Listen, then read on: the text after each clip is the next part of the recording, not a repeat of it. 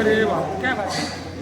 कविता मी म्हणणार होती, दुसरी म्हणणार होती, परंतु आता हीच म्हणते आहे. ही कविता आहे आजकाल जो अगदी काही झालं की काळीमोड हा प्रकार आलेला आहे.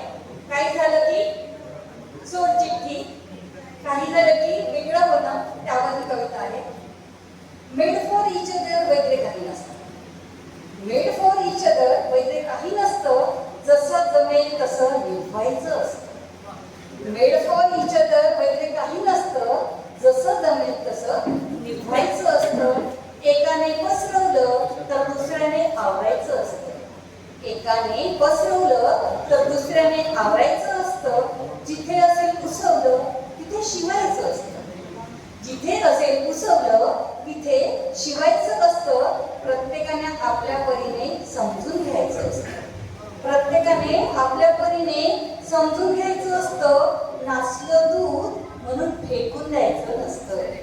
नासलं दूध म्हणून फेकून द्यायचं नसतं. दुधाचं होतं दही, दुधाचं होतं दही, दह्याचं ताक बनतं.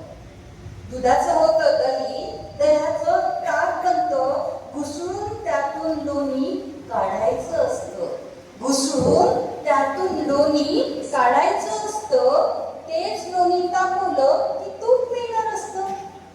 तेच लोणी तापवलं की तूप मिळणार असतं. पंक्तीतल्या जेवणाचा स्वाद वाढवणार असतं. तेच लोणी तापवलं की तूप मिळणार असतं. पंक्तीतल्या जेवणाचा स्वाद वाढवणार असतं. ज्याचा त्याने आनंद ठरवायचा असतो.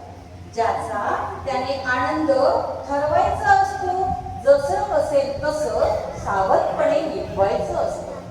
जसं असेल तसं सावधपणे निभवायचं असतं. मनासारखं झालं नाही म्हणून रडत बसायचं नसतं. मनासारखं झालं नाही म्हणून रडत बसायचं नसतं. हवं ते प्रयत्नांनी मिळवायचं असतं. हवं ते प्रयत्नांनी मिळवायचं असतं. आपल्या सुखात सामील दुसऱ्यांनाही करायचं असतं.